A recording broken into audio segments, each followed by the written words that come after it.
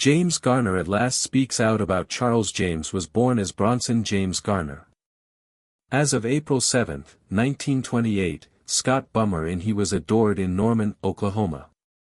A charming and amiable American actor, raw beauty and realistic because of his performance, he became one of Hollywood's most enduring and esteemed celebrities. Over 5 years were spent in Garner's career. Decades that included television, movies, and voice acting, and he made a lasting impression. Impact on American popular culture with his modest beginnings, perseverance, and heartfelt performances won people over. Million viewers across the globe experienced a challenging upbringing characterized by his mother's passing and an abusive his stepmother's encouragement to leave the house at a young age. He ultimately left high school and became a shopkeeper. Marine in the latter stages of World War II, thereafter serving in the U.S. Army throughout he received 2 Purple Hearts during the Korean War.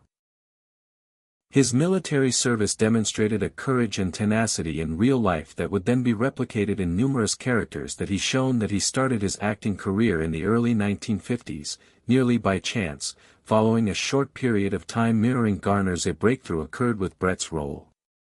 Maverick in the popular TV show From Maverick in 1957 until 1962, in contrast to the usual stoic and Brett, the gunslinging cowboys of the time. Maverick was charming and clever, but he was unwilling to battle and wanted to outsmart his adversaries instead of using force. The way that Garner performed changed the archetype of the Western hero and catapulted his portrayal of him, brought him to fame.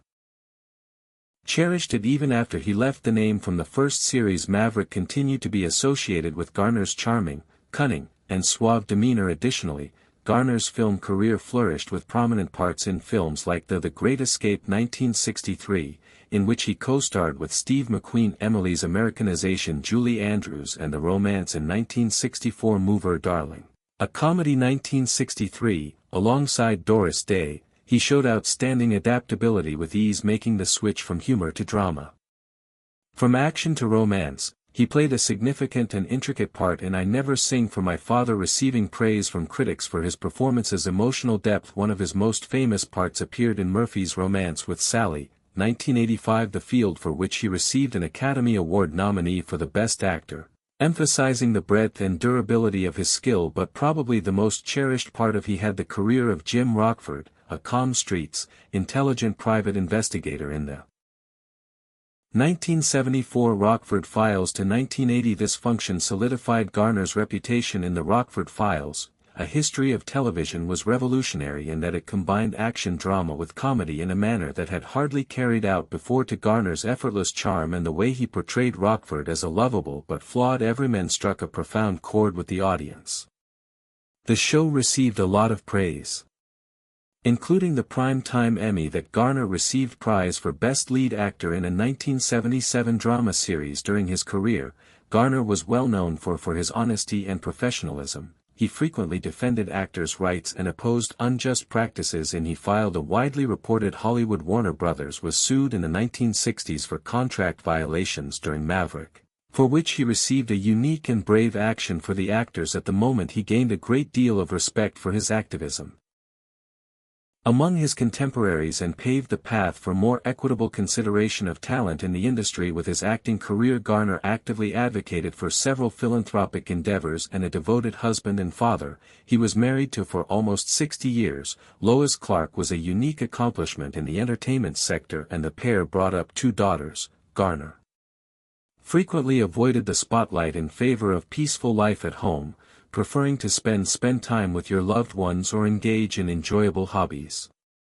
Loves motor racing and golf. He was also an passionate racer and co-founder of the International Racing Team of the United States. Despite taking part in races in the 1960s, later in life, Garner went on to play prominent roles in movies like Clint and Space Cowboys 2000, The Notebook, 2004, and Eastwood, where his poignant depiction of an old man committed to his sickly spouse brought him the movie's new generation of fans. Depth of feeling and silent strength demonstrated Garner's persistent capacity to bring dignity, grace, and genuineness to even in his older years. His roles, despite being widely popular and being renowned for his kind and outgoing personality, James Garner was frequently recounted by his acquaintances individually as a modest and humble he conducted himself with a calm demeanor. Modesty that concealed his celebrity in Hollywood, while his charisma and laid-back demeanor made him popular in movies and TV sets. Garner was fundamentally a private someone who meticulously protected his private affairs from the public eye, which he firmly believed in keeping a distance between his family, his public character, and he worked diligently to guarantee that the focus that came along with his fame did not bother his friends from his home life. My coworkers often pointed out that, despite Garner's constant willingness to, he seldom ever shares a joke or a story. Discussed his private life in detail. Affairs, choosing instead to maintain those issues that are important to James. Garner was only ever married once, to Clark, Lois Josephine Fletchman. Their meetings were the subject of romantic films.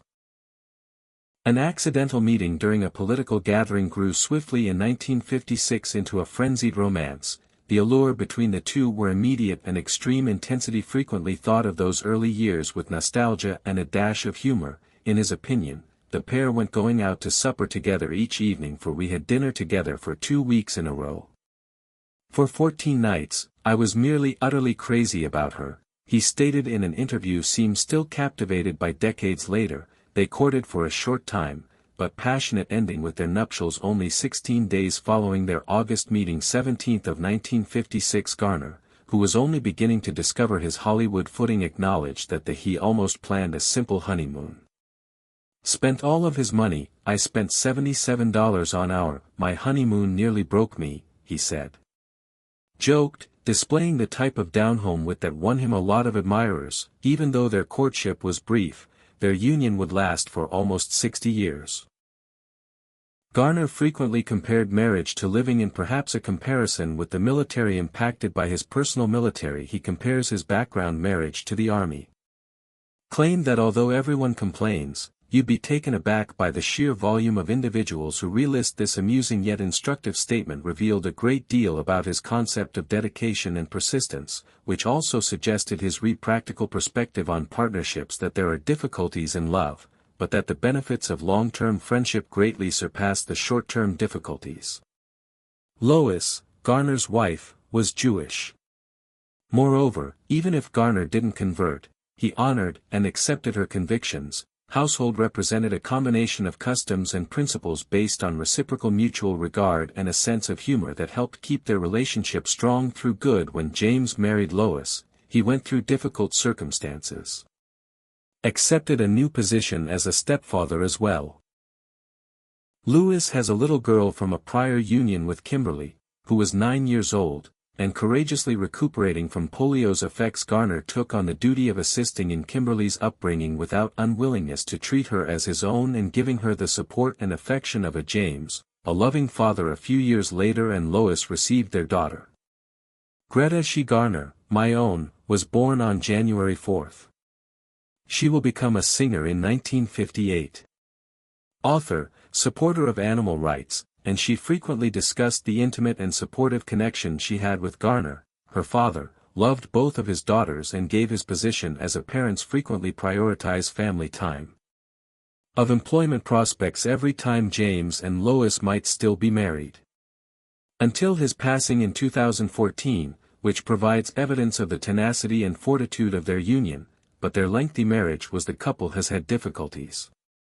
Has two noteworthy episodes. Of the first separation took place in 1970 and continued for around 3 months. The second, more significant division started in the year 1979, when Garner's career, which lasted almost 2 James lived alone for many years throughout this period. Spending some time in Canada and a San Fernando Valley rental home. Despite being apart for a while, they never separated, and their relationship eventually demonstrated infallibility in September 1981. Lois and James got back together, reiterating their dedication to one another and staying together for the remainder of. Garner's biography was open in later interviews regarding the causes of their time apart, which he always stressed because the reasons for the separations weren't of marital or personal strife, But instead, as a result of the increasing demands of his acting career by the late Garner, was the star of the 1970s Rockford Files, a position that put significant physical and mental strain on him. He was as emotionally invested as the lead in almost all of the show's scenes, and the workload was persistently making things worse. He experienced persistent pain as a result of severe both from his knee pain and neck and back issues that had afflicted him after suffering a severe injury when executing stunts. The show's toll, in addition to the pressure in studios and extended workdays, ultimately turned into overwhelming as soon as Garner left from 1979's Rockford Files. It was not due to his desire to abandon his family, but he required room to recuperate physically, psychologically, and emotionally. "I simply needed to be by myself." He subsequently clarified that, for a while, it was a choice made out of necessity rather than alienation. He took this opportunity to relax, reflect, and to recuperate from the fatigue of being in the spotlight all the time. He eventually made his way back to performing as well as to the woman he was in love with. 1981's reconciliation was the start of a more subdued and balanced period of Garner's life, at which he kept working, but furthermore put even increased focus on the significance of, despite all the ups and downs, family and health. It undermines the friendship between James Garner remained one of intense love with Lois and steadfast devotion in their romantic tale, although it wasn't without its challenges. Based on respect and friendship and common experiences, it's maybe one of the least well-known yet most durable descendants of a man who, in spite of everything, the glitz and glamour of Hollywood, never forgot the most important things were love, family, and residing with integrity. The legendary actor James Garner, renowned for his parts in the films Maverick, Rockford Files, has a reputation for silent manner away from the screen, but in a unique and unguarded moment, he has now spoken out on his connection to another actor, Charles Bronson. Both men are legendary of Hollywood, collaborated on the movie The Magnificent Escape 1963, and whether they were pals or not, it has been the focus of numerous speculation for decades. Whispers and rumors regarding the character of their connection has been the subject of some. According to sources, the two had an hostile relationship on the site, while others stated that they just didn't get along. In James Garner's autobiography, The Garner Files, briefly discussed his experience with Bronson, yet his remarks were frequently mysterious, forcing readers to wonder what actually took place between the two. But Garner provides his thoughts in this new interview. Most thorough analysis of the topic, nevertheless offering perceptions that provide a greater comprehension of their complex connection. First encountered Charles Bronson while filming. Both at the time of The Great Escape, actors continued to etch their identities in, despite the fact that Garner was already acknowledging his contributions to, conversely, television and movie. Bronson's hand had not yet completely penetrated that he would go on to enjoy the status of leading guy. Nevertheless, both men were well known because both on set and in their tough man personas their personalities were obviously connected, as among the Allied prisoners of war attempting to flee a German P camp during a war. But behind the scenes, things were less in tune. According to Garner, Bronson was calm and unassuming person who is very different from the lively and laid-back Garner. This personality differences resulted in a discomfort of the situation, with Garner acknowledging that he frequently felt a disengage from Bronson. As per Garner, Bronson avoided getting involved in little conversation, and his severe stoicism behavior on site stood in stark contrast to Garner's friendlier and more jovial method. That both men came to be associated with Hollywood's strong guy persona, but though their method for assuming their personalities was radically dissimilar. Garner, renowned for his roles in the Rockford Files and Maverick, frequently gave his characters his charm and sense of humor. Renowned for portraying roles that were clever and resourceful, with his intellect and fast thinking to handle challenging circumstances. According to Garner, demonstrating humor and sensitivity in the face of adversity enhanced a person's character. Relatable and interesting for, conversely, audiences. The figures created by Bronson exemplified resilience and recognized for his austere performances in gritty action movies such as The Death Wish and Bronson, the Mechanic, frequently depicted men of a few words with unwavering determination and a sense of justice that is violent. While Garner appreciated Bronson's commitment to his craftsmanship and his depiction of hard-edged characters, that he also thought Bronson's acting style made him a Littleoff both on and observed this striking disparity in their tension was exacerbated by personalities between the two, and Garner acknowledged that he occasionally discovered Bronson's despite this, solemnity is hard to relate to. Garner recognizes their disparities. That a considerable amount of respect existed between both performers, Bronson and him, had to traverse the same challenging terrain in Hollywood, where rough guys are portrayed were both advantageous and detrimental. Had comparable difficulties, such as the pressure to keep their public characters and the challenges of making the switch from television to movies. Garner acknowledges, though, that there were times when he witnessed a more compassionate aspect of Bronson, which was not always obvious to the general populace during their leisure time. When Garner recalls that the cameras weren't rolling.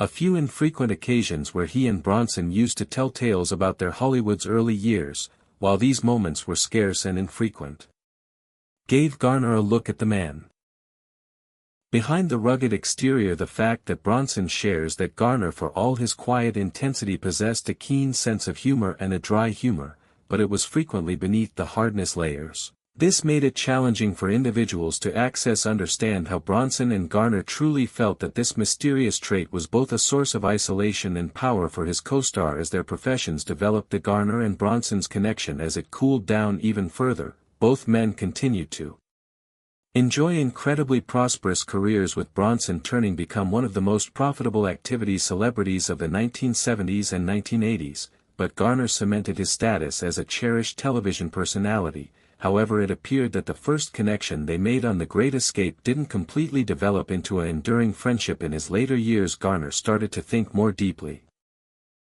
recognizing that he most likely didn't try as hard as you can to cross the distance between Bronson and himself as he. Garner acknowledges that he may have looked back, think he might have done more to comprehend even Bronson's inner world, despite the fact that their personalities were so essentially distinct from. Garner's interaction with Bronson acted as a reminder that occasionally, even in the Hollywood business, two individuals might have a profound respect for one another but ongoing difficulties to establish a strong personal bond. Finally, James Garner's choice to eventually be open about his Charles Bronson's relationship shedding light on the difficulties of working with an individual who served as both a peer and a greater-than-life figure, but their conflicting personalities could have resulted in the level of personal connection was never as profound as it could have been hoped. That there was always of the two men's modest respect for one another. The opinions that Garner has about Bronson are not filled with regret or resentment, but instead present a balanced perspective of their relationship, one that is characterized